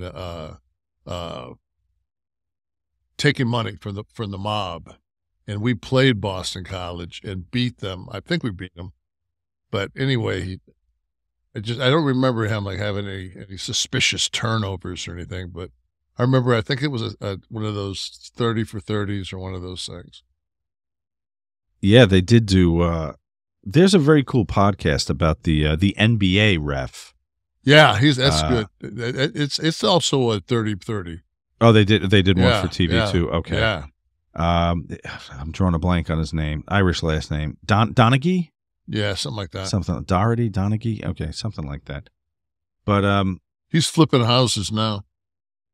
We got to, I got to talk to you about that whole thing sometime maybe we'll do that as a first, just like gambling in basketball and the I wonder is it because they always targeted basketball with the point shaving and stuff? Is it because it was so easy to affect, much easier for one of the 5 guys on the court to affect the score than like a football game? The point guard, especially when it's like, say that the line's 9. You can if you're up 7 and you got a breakaway, you can pull the ball back. Right.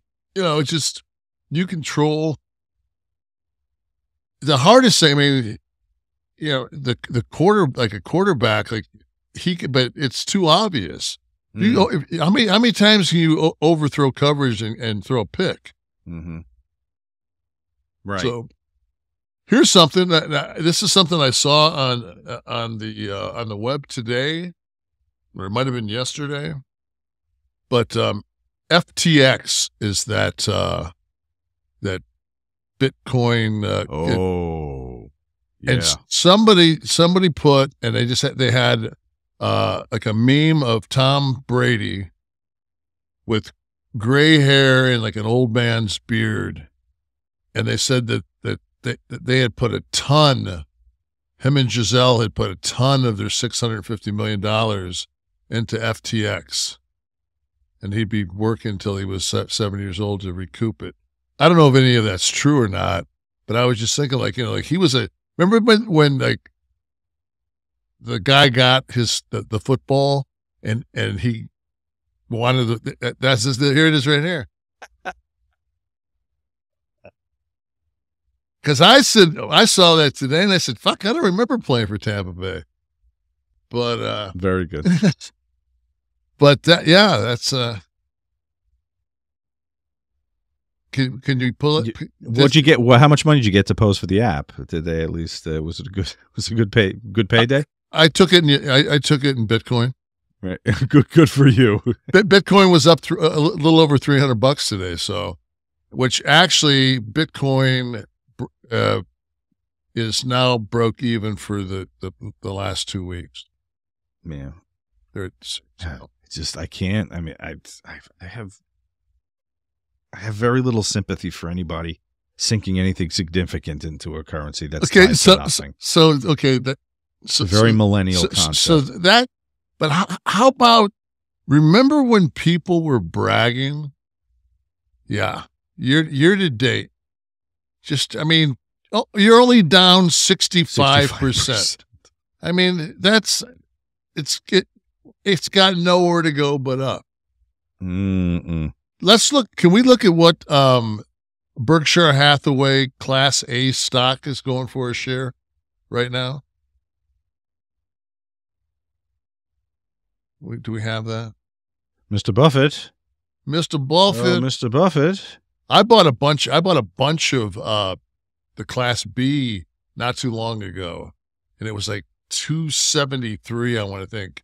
And I want to think it's over 300 right now. Mm-hmm. Yeah, not bad. Not bad if you got 5 shares of that. $477,000 a share. What's it year to date? Well, just look at. I think that's a 1-year graph. It is up slightly over the year. Let's see. Welcome to the financial news, everybody. That's right. Big sexy financial news. So, all right. So the close was 47.20, and then your start was 427. Okay, so.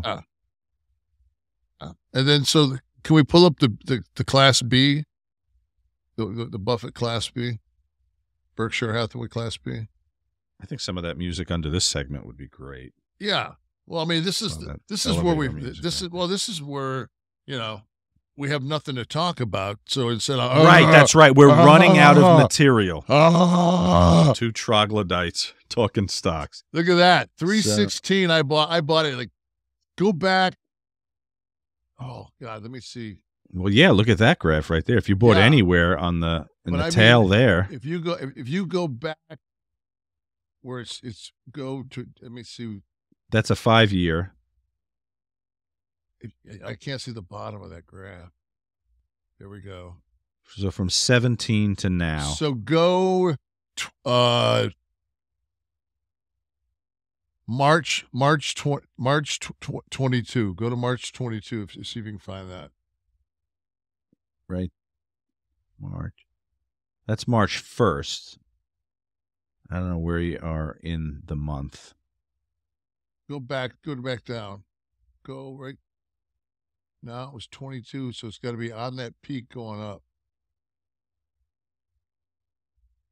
God, it was like 270, 280, something like that. And my guy told me, "Oh, I can pick the same stocks, blah blah blah." I said, "Yeah, that's why you're the fucking oracle of fucking Omaha, there, buddy. How about we just buy the Class B and you shut the fuck up?" And at that point, while he was talking, I put the Sergio Mendez on. Just hit him with it. So maybe they'll play us out this week. Listen, we're out. We're out of material, right? We finished with. Hey, Sean, where does oil come from? Russia. Yeah. I told you about the guy today that I was reading. It was one of the comments on our Kliq This. I think it was on YouTube, and the guy said, "I just got some gas for $1.98." Yeah, probably wasn't some Thanksgiving thing, you know, that you get 8 gallons or some shit. Was he implying that because the house is now the gas is 190? Yeah, and they're not that they've taken control. Right. It's just nobody's in yet. It's just the speculation alone that the Saudis said, "Listen." Yeah. Oh, there it is. Yeah. Yeah, 291. You were right. Republicans taking the House, lowered the gas prices by Thanksgiving. Yeah. Yeah. People aren't that stupid. Are they that stupid? Well, I mean, we have nothing to talk about except stupid people. So, look at all the stupid people. I'm happy to remind everyone that Kliq This is a production of Butch and Sundance Media, produced in association with Podcast Heat, created by Kevin Nash, Tristan Nash, and Sean Oliver, producer Steve Kaufman, graphics by Dominic D'Angelo, title sequence and audio edit by Wesley Burleson. The team is still together, everyone. Theme song by Dale Oliver, technical research by Tristan Nash, copyright 2022, Butch and Sundance Media. T, should we do Wall Street next week? Wall Street week. T used to come downstairs and I'd be watching, like, you know, Closing Bell or some shit. And he'd be like, "What are you doing?" Just start playing the piano over you? Yeah. It was just like, he'd be like, "What are you doing?" He goes, at what point in your life does, like, your life get that boring where you, like, watch that? And I'm like, I don't know, man.